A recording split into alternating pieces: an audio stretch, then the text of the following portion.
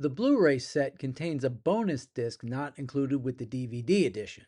It has several extra features that had been included on previous collections, plus two new ones that were originally slated to appear on Golden Collection Volume 2, including one that dealt with part of the reason it didn't come out in the first place. First, let's quickly go over the ones we've talked about already. The disc has the film clips from Anchors Away and Dangerous When Wet, as well as the three bonus cartoons from the CinemaScope collection. The rest of the disc has a number of short documentary features that discuss just about every aspect of the Tom and Jerry catalog you could think of. From Spotlight Collection Volume 1, we have How Bill and Joe Met Tom and Jerry, and Behind the Tunes, the MGM Orchestra. The first gives us a little history lesson on how our two creators came up with the cat and the mouse. The second focused on arranger Scott Bradley, who was as important to these films as Carl Stalling was over at Warner's. From Spotlight Collection Volume 2, we have two documentaries. First is Animators as Actors. The documentary itself doesn't actually have a title, I just found this online. This one goes over exactly what Ed Barge, Irv Spence, Ken Muse, and Ray Patterson brought to each cartoon. Interestingly, one of the early animators in the Hanna-Barbera group was Pete Burness. He left MGM and went over to UPA, and he ended up working on another Academy Award-winning character, Mr. Magoo. The other documentary is the comedy stylings of Tom and Jerry, which has some of the stars of Mad TV, including Nicole, talk about how Tom and Jerry inspired their approach to comedy. That set also had a full pencil test from the Midnight Snack that's included here. Spotlight Collection Volume 3 gave us Cat and Mouse, The Tale of Tom and Jerry, which gives us a more full look at Tom and Jerry's history. It also contains the great story of how producer Fred Quimby kept all 7 Oscars the duo won in his office, and the only way Bill, Joe, and the others could see them was to wait until Quimby went out to lunch. Then they'd sneak in and take as many pictures as they could, like this. Golden Collection Volume 1 included Vaudeville, Slapstick, and Tom and Jerry. This is one of the longer documentaries on the set, focusing on how the duo drew inspiration from such classic comedians as Laurel and Hardy, Abbott and Costello, and the Marx Brothers. Of course, when showing scenes from these comedy teams, they focused on the MGM films they did. For example, with Abbott and Costello, they used clips from Rio Rita, Lost in the Harem, and In Hollywood. The Marx Brothers had scenes used from Go West and The Big Store. Couldn't we have gotten A Night in the Opera thrown in there somewhere? Now, Golden Collection Volume 2 was going to have 2 more featurettes. The first was Animal Hijinks, the friends and foes of Tom and Jerry, which dealt with all the supporting characters like Spike and Tyke, Quacker, Nibbles/Tuffy, and their human owners. Their first human owner would get her very own featurette, Lady of the House, the story of Mammy Two Shoes. Now, from what everybody can figure, it looks like Mark Kalser may have been the first one to give her that name back in the 70s. Turns out he was referring to the same kind of character that was in Disney's Three Orphan Kittens, but the name stuck. The name Dinah came from the Tom and Jerry comic books.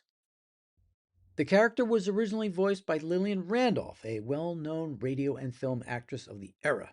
Her most famous role at the time was as Bertie, the maid on the Great Gildersleeve program. The documentary also features several of her other films, but it happens to leave out the one most modern viewers would likely recognize her from. She played Annie, the Bailey's housekeeper in It's a Wonderful Life, who has a very memorable moment in the final scene.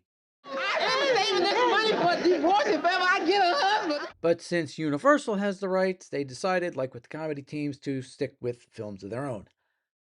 I hope this doesn't bode bad things for the Tex Avery set. Now, when it came time to show the tunes on TV, the civil rights era had begun, so these kind of depictions were not looked upon kindly. So at first, MGM decided to have Chuck Jones's team reanimate Mammy into an Irish maid, voiced by June Foray. Thomas, is that you messing around the kitchen? For Saturday Evening Puss, they turned her into a teenage girl who may or may not be Jeannie. When I saw these in the 80s, they were mostly back to the originals. Then in the 90s, new owner Turner Entertainment decided to replace Randolph's voice with comedian Thea Vidal. Like, how did Thea Vidal get a series? Well, Thomas, I'm glad to see you're awake. She did most of the same dialogue, just kind of toned the performance down a little bit. But now we're back to having the originals once again. Okay, time for the nitpicks. What could they have included as well? They definitely could have used the 4 Academy ratio versions of the CinemaScope shorts that we went over. They were included on the early 90s Laserdisc set, The Art of Tom and Jerry, done by the duo of George Felsenstein and Jerry Beck. Some things never change. That set also included Bill Hanna's Captain cartoon that he made with Friz Freleng, What a Line from 1938, as well as the 5 non-Tom and Jerry cartoons Bill and Joe did from 1940 to 1943. Swing Social, Gallopin' Gals, The Goose Goes South, Officer Pooch, and War Dogs. Considering this was a Tom and Jerry focused set, it's understandable why they left them off. There was also talk of a possible inclusion of an unmade Tom and Jerry project from the early 50s. Cartoon Manic over on the Blu-ray.com boards posted these images of the duo possibly hanging with Leo the Lion. Was this an actual unmade cartoon or maybe just a possible promo? There's the production number for the abandoned Jerry's Amateur Night. We don't know. We do know that they're not here. As for the physical set, the one really big omission is an actual listing of the cartoons and what discs they're on. They apparently put this together so fast they flat out forgot about it. People online took it upon themselves to create it. Here's one. This looks as good as anything from Warner Archives. As far as the actual cartoons, we knew some were not able to be given further upgrades, so they look a little bit run down. But Heavenly Puss, I mean, that's just bad. They have to find an excuse to redo it, please. Otherwise, whatever they were able to work on again, they look pretty good. As I mentioned, I wasn't a big Tom and Jerry fan growing up. I came to them later as a teenager. Thank you, TBS. This has actually allowed me to look at a lot of these with very fresh eyes, and they really are stellar. I mean, from Joe's base artwork, Bill's timings of the gags, the work the Big Four put in on them, Scott Bradley's music. No wonder why they won so many Oscars. Interestingly, I think they work on a different level compared to the Warners or even the Disneys. They're sort of in between, kind of the manic and the sentimental, and they walk the line magnificently. And you can get all this for anywhere between $40 and $60 depending on the site and the sale. Honestly, grab this. You really won't regret it. Well, I got away without doing one of these last time, but Father Time ramped things up the past few weeks with people from different parts of my growing up leaving us.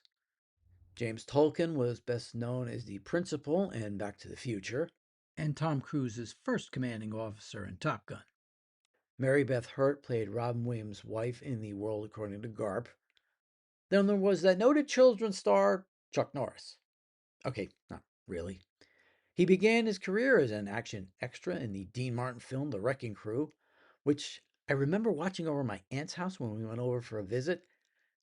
Chuck made a major impression when his teacher Bruce Lee had him play the villain Colt in Way/Return of the Dragon, with a memorable fight in a set meant to represent the Roman Colosseum. By the late 70s, he began a series of action stars like Good Guys Wear Black, A Force of One, An Eye for an Eye, and The Octagon. And how could we forget Lone Wolf McQuade? Later in the decade, he had big successes with Missing in Action and the Delta Force. But he ended up solidifying his star status in the 90s with the long-running CBS show Walker, Texas Ranger. Between that and the Total Gym infomercials, you couldn't get away from him. And of course, there were the memes. My favorite one, Chuck Norris's tears could cure every ailment known to mankind. Unfortunately, Chuck Norris has never cried. Walker, end of watch, March 19th, 2026. Now, someone we definitely did see as kids was a star of 1978 Superman, Eve Tessmacher herself, Valerie Perrine. She sure made an impression on us. But beneath that drop-dead gorgeousness, there was a vulnerability that made the scene where she rescues Superman from the kryptonite believable. She made her debut in the film version of Kurt Vonnegut's Slaughterhouse-Five, and a few years later got an Oscar nomination as Honey Bruce, wife of comedian Lenny, in Bob Fosse's film of the same name. Between these and the PBS presentation of Steam Bath, well, we had to grow up before we could watch these. She was a very underrated talent with terrific comedic timing. This was evident in her cameo in the Cannonball Run. Very few women wouldn't be intimidated by Adrienne Barbeau's attributes. Valerie Perrine was one of them. Well, hello, Hot Pants. I don't suppose you have a driver's license tucked down in there somewhere, do you? I mean, over her career, she held her own with Dustin Hoffman, Jack Nicholson, Gene Hackman, and the Village People. Okay, so you can't win them all. Rest in peace, Miss Tessmacher.